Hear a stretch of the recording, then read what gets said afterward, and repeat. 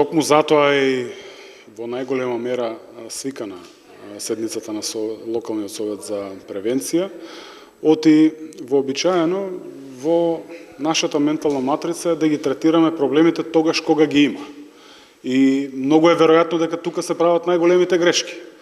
Ако веќе излегуваме од моментот на екстремни загадувања во воздухот, тоа не значи дека како тема треба да ја оставиме, па да чекаме да дојде до година крајот на есента и тогаш пак да почнеме да се занимаваме. На тој начин ви тврдам дека ништо не нити третираме, нити превенираме, ниту нешто ќе решиме.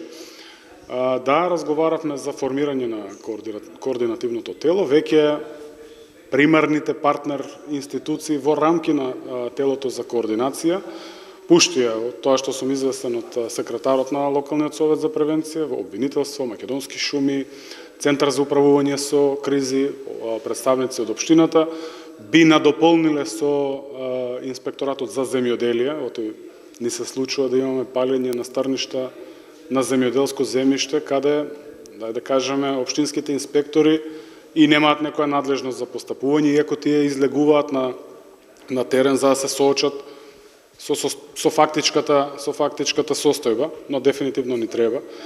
Едно од првите задачи на координативното тело, кое што денеска ќе побараме зелено светло за разговори со национални шуми, е оно што долго време го разговараме, да направиме еден пилот проект, ако Македонски шуми, подружница Струмица, нема доволно дрвна маса, или зависи од тендерски постапки во однос на сечата на дрва, да земеме таа потребна дрвна маса од други подрачни единици, кои што реално ја имаат количината, а не се соочуваат со проблемот на аерозагадувањето. Овде пред се мислам на Пехчево, делумно Берово, Делчево, Македонска каменица, Радовиш од друга страна, да истата дрвна маса биде испорачена во јуни во дворот на Македонски шуми овде во подружницата во Струмица и да најкасно септември ние веќе до домакинствата испорачаме 100% од платеното огромно дрво од страна на граѓаните.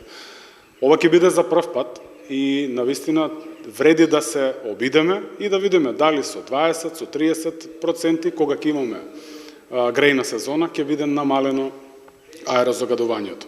Тоа е една конкретна мерка што реално ние како институции можеме да ја превземаме и нормално чекаме да помине периодот за реализација на проектот кој што го имплементираме заедно со UNDP во однос на анализите, во однос на соработка со Амбиком при Универзитетот Гоце Делчев од Штип, каде што ќе имаме и конкретни решенија. 20 милиони денари е целиот проект, каде што 10 милиони денари партиципира општина Струмица, 10 милиони денари UNDP. И верувам дека тука многу по-конкретни решенија ќе произлезат, но за тоа мора да почекаме време за да се изработи целата анализа. Со оглед дека ќе предложите до Македонски шуми подружница Струмица, дали ќе може тоа подружница Струмица саме да го прави или пак треба да се чека паси дозвола од Македонски шуми како... Верувам дека ќе мора да разговараме со национални шуми, со централното раководство на национални шуми. Јас хиерархијата и поставеноста во рамки на национални шуми многу помалце ја познавам, но дефинитивно ќе треба да се свика состанок на кој што ќе разговараме навремено. Значи, нема да разговараме кога имаме загадување и кога веќе сечата е завршена, дел од огромното дрво е доставено до домакинства, туку од сега треба да почнеме. Само на тој начин ќе ја заокружиме суштината на постоењето на локалниот совет за превенција.